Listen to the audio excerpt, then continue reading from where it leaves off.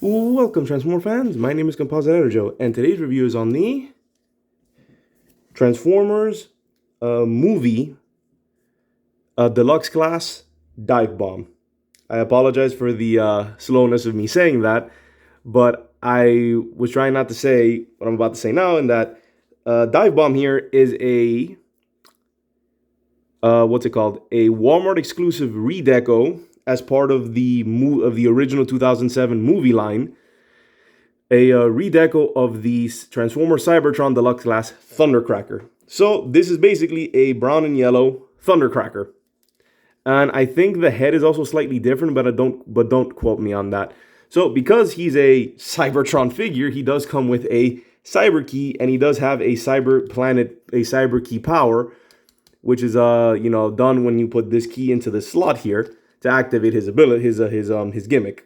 So I'll show that off in a second. But here he is in his Ult Mode, which is this very interesting looking.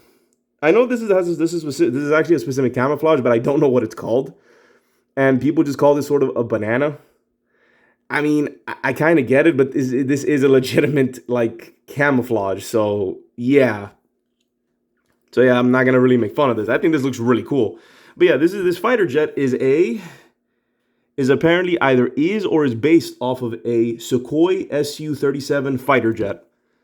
At least that's what it says on the when I check. So yeah, this looks really cool. It's a very, very nice looking jet. Nice details all around. Some kibble there. He does actually have some landing gear, which is very nice. No wheels, but he does have landing gear, and just gonna show that off. They do fold up like so. Very much appreciated when you have functioning landing gear. And yeah, very nice. Doesn't really do anything else. I like that he has a molded in cockpit in there too. That's very cool.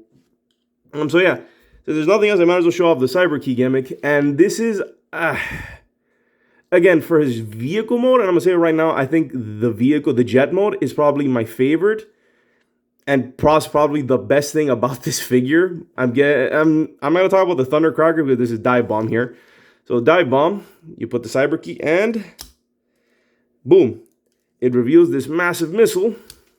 Just leave it in there. It reveals this massive missile. Also the robot head. It's kind of funny.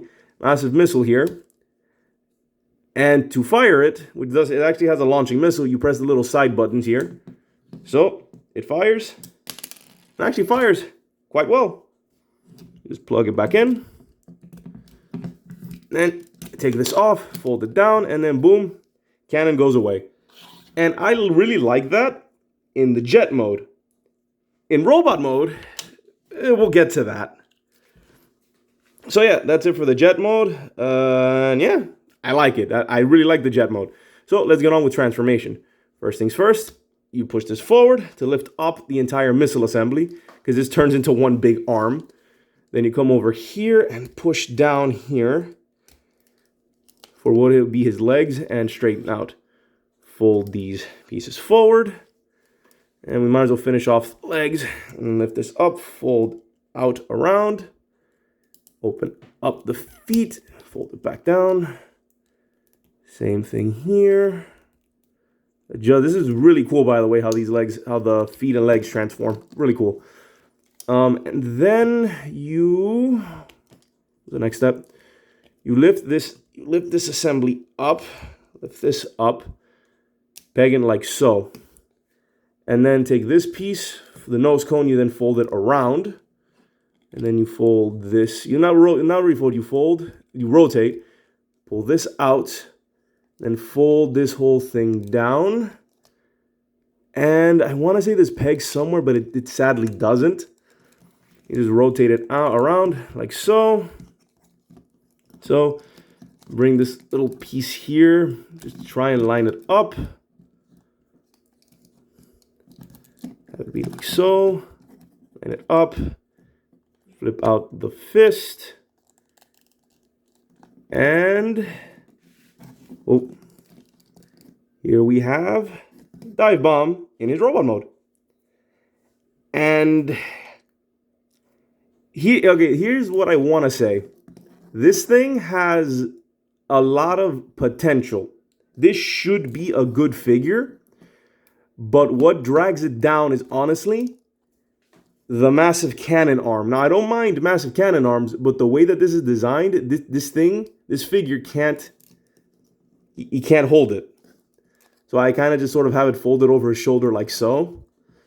And that kind of works. But yeah, the actual Cyberkey Gimmick honestly kind of ruins the figure. Because as you can see, this doesn't really snap anywhere. What kind of holds it into place is a little notch here, which, I don't know if you can see that, but on mine, it's kind of worn out. So it's supposed to go in there, and that alone is supposed to hold that and even this entire assembly. Like, it's annoying that this doesn't click into anywhere. So what genuinely ruins the figure's robot mode, little bug, is that the entire back area doesn't connect properly, and this massive gun arm, the figure's not designed to hold it. I don't know if maybe the other repaints, like maybe the original Thundercracker, had the same problem. I feel like it did, but it is a shame because I really like the figure. Like, I want to like it. Like, it has it. Like, I like the transformation. I really like the vehicle mode. And the Cyberkey Gimmick, to me, works in vehicle mode, but in robot mode, here's the weird part. And I know I'm kind of going out of order, but I need to really show this off. Like, you saw that, right? I can fire the missile while it's closed. So the Cyberkey Gimmick, all it does is open it. And I even remember, again, this is the Carry or Thundercracker, I remember seeing the show and Thundercracker doing the same thing. And honestly, this is pointless. It genuinely doesn't need that. So yeah, this honestly ruins the figure, is this right here. And I'm assuming that the other repaints are in a similar situation. If not, maybe if this was smaller, or at least if this was a lot more well connected to really hold this thing, it'd be fine. Because this figure honestly has the potential to be really good. Because let's take a look at that head sculpt. And I really like the head sculpt. It's a nice stoic face and has pretty good light piping. Very nice. And as you can see, he does have a pretty good swivel. And the arms, well, let me start with his right arm. His right arm goes out that far, forward, back, bend at the elbow, and a little bit of wrist. Kind of. That's more for transformation, so he has that.